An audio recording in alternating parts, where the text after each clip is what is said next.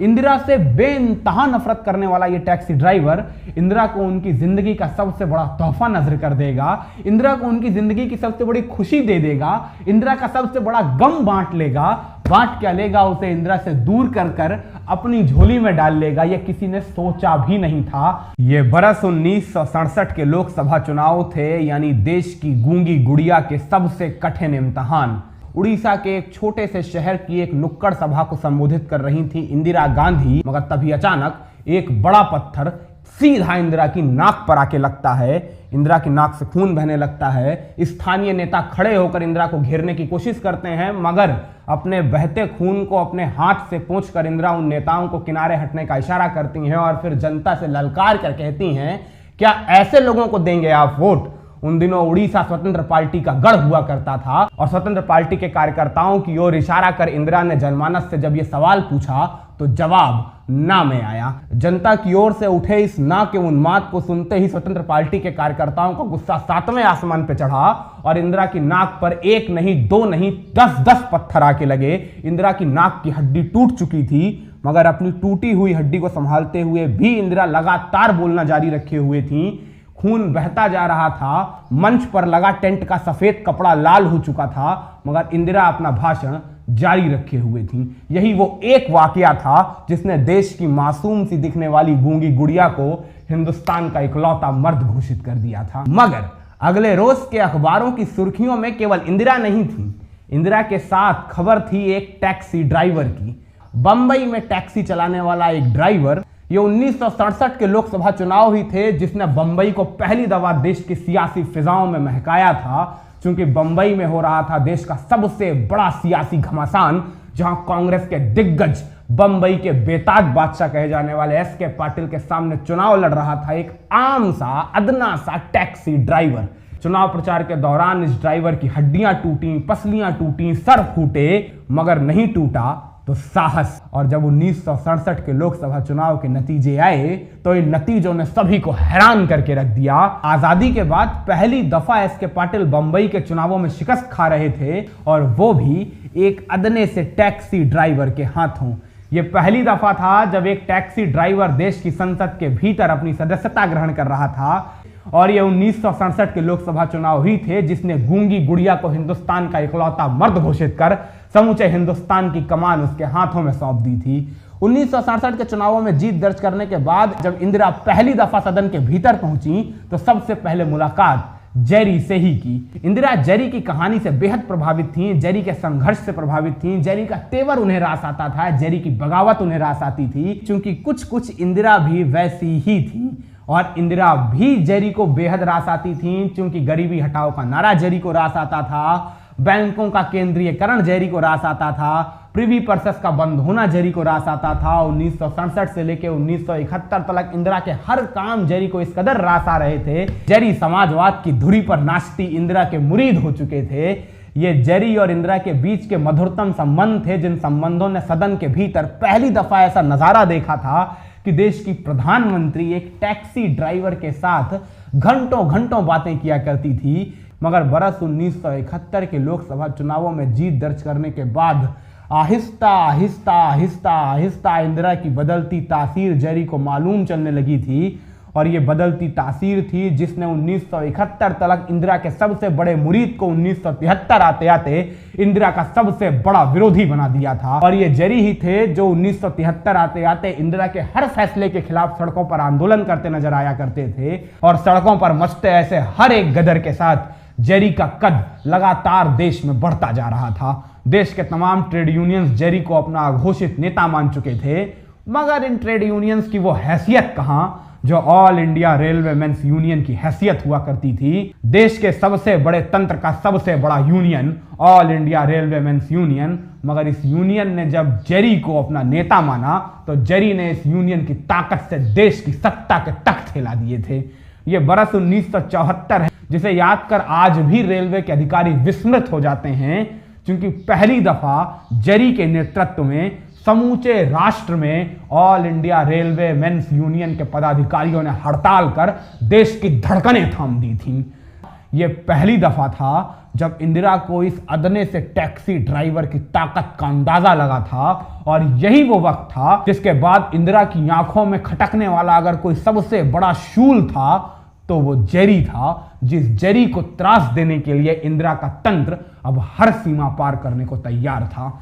इंदिरा के खिलाफ देशव्यापी क्रांति की शुरुआत हो चुकी थी और इस क्रांति में बगावत का बिगुल फूंकने वाले सबसे बड़े चेहरों में शुमार था जेरी का चेहरा, जिस बगावत को कुचलने के लिए पहली दफा देश के भीतर 25 जून 1975 की रात देश के संविधान को जंजीरों में जकड़ कारागार के भीतर डाल दिया गया था। उन दिनों जेरी बरहामपुर विश्वविद्यालय के कर्मियों के संगठन की एक सभा को संबोधित करने के लिए बरहामपुर में थे, जब जेरी को यह सूचना मिली कि इंदिरा ने देश में आपातकाल की घोषणा कर दी है और पुलिस किसी भी वक्त उन्हें गिरफ्तार कर सकती है।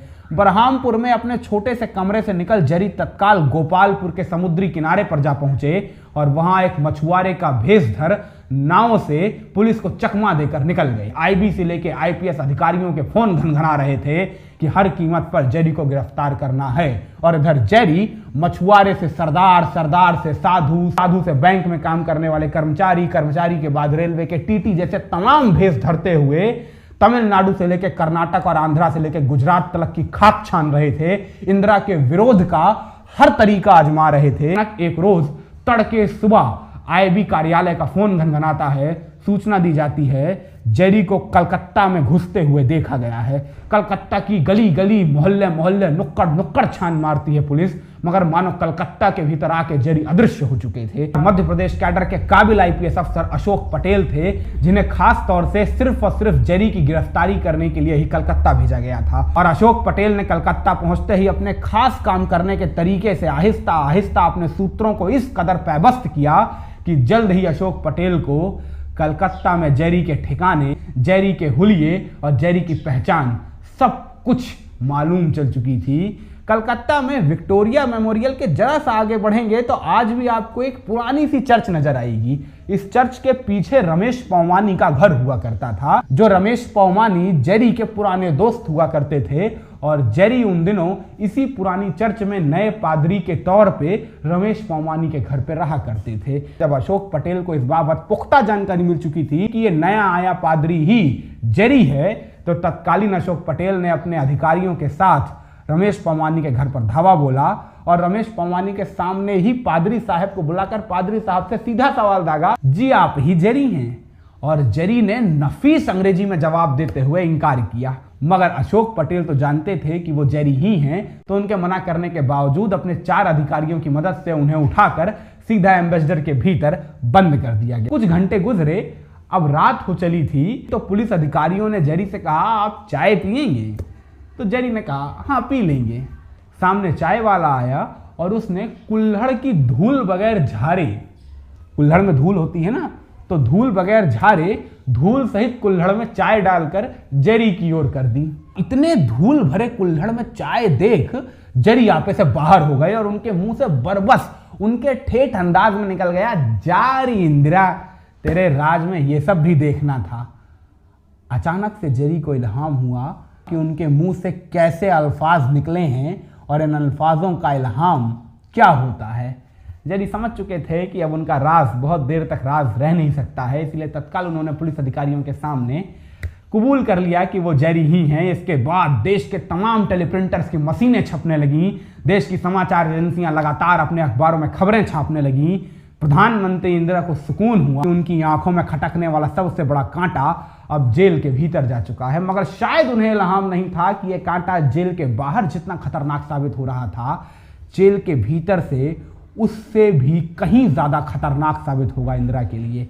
एक रोज था जब जेरी को जेल से निकाल अदालत में लेकर जाया जा रहा था और पुलिसिया गाड़ी से निकल जेरी ने अपने हाथों में बंधी हुई हथकड़ी कुछ इस अंदाज में सामने खड़े पत्रकारों के सामने उठाई और चेहरे पर पीड़ा के ऐसे भाव उकेरे कि वो तस्वीर आपातकाल के खिलाफ संघर्ष की सबसे बड़ी मिसाल बन गई।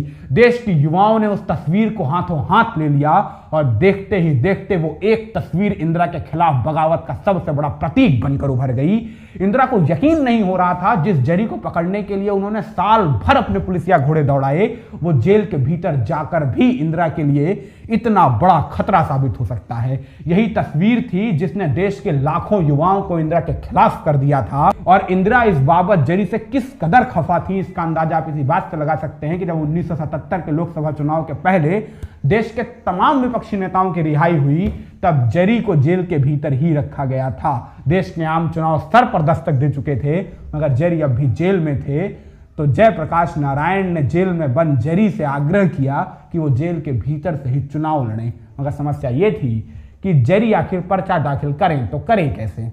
इस मुश्किल को आसान किया हमारी पूर्व विदेश मंत्री सुषमा स्वराज ने। सुषमा उन दोनों 25 साल की युवा तेज तर्रार वकील हुआ करती थी और उन्होंने जरी का साथ देने का निश्चय किया। जरी के लिए पर्चा भरा, जरी के लिए प्रचार किया, जरी की उस तस्वीर को लेकर मुजफ्फरपुर की गली गली, नुक्कड़ नुक्कड़, गांव गांव, चौखट चौखट गई और सुषमा के इसी धुआंधार प्रचार के चलते जेल के भीतर से बगैर एक भी मिनट प्रचार किए 1977 के लोकसभा चुनाव में 3 लाख से ज्यादा वोटों की भारी भरकम जीत के साथ जरी ने लोकसभा के भीतर पूरी धमक के साथ प्रवेश किया। जनता पार्टी की सरकार बन चुकी थी, जिस सरकार के भीतर इंदिरा विरोध के हर प्रतीक को जहां दी गई थी, तो फिर इस सबसे बड़े प्रतीक को जहां कैसे न दी जाती। मगर पहले इंदिरा से बेशुमार चाहत और फिर बेइंतहा नफरत तलक का सफर कर देने वाला इंदिरा और इस टैक्सी ड्राइवर का यह सफर अब उस मोड़ पर पहुंचने वाला था, जो मोड़ समूचे हिंदुस्तान को हैरान कर देता है। एक ऐसा मोड़ जिसका किसी को यकीन तलक नहीं होता है कि एक प्रधानमंत्री और एक टैक्सी ड्राइवर की 1967 के लोकसभा चुनाव से शुरू हुई यह दास्तान इस मुकाम पर जाकर समाप्त होगी।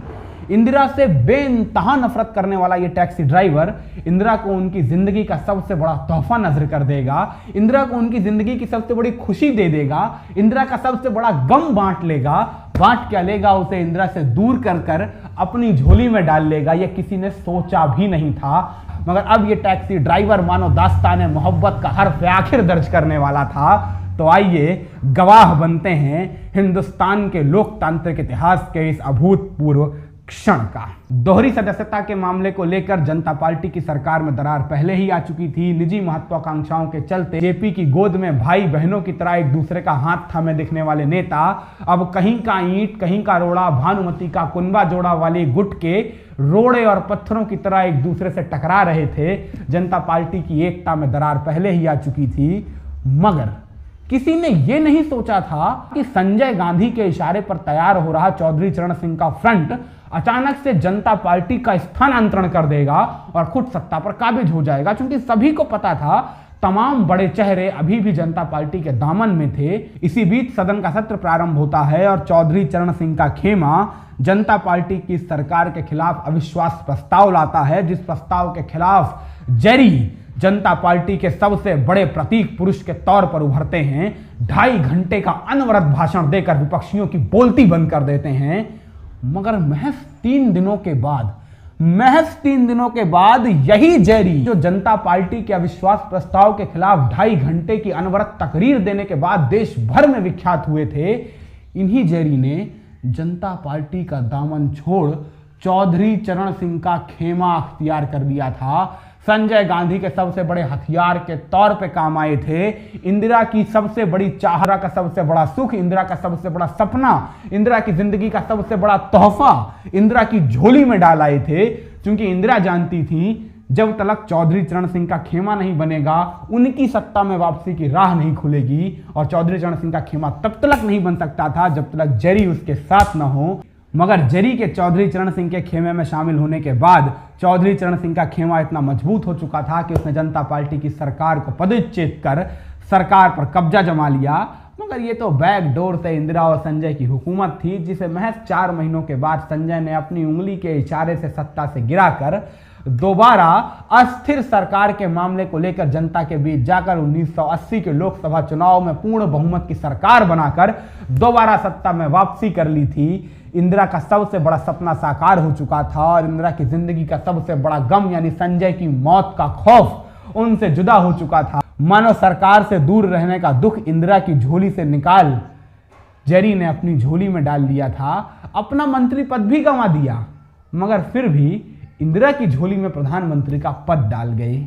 और अब अंत में सबसे ज्यादा जरूरी बात, ये जेरी असल में कोई और नहीं, मशहूर समाजवादी नेता जॉर्ज फर्नांडिस ही थे, जिन्हें उनके साथी, उनके बचपन के दोस्त प्यार से जेरी कह के पुकारा करते थे।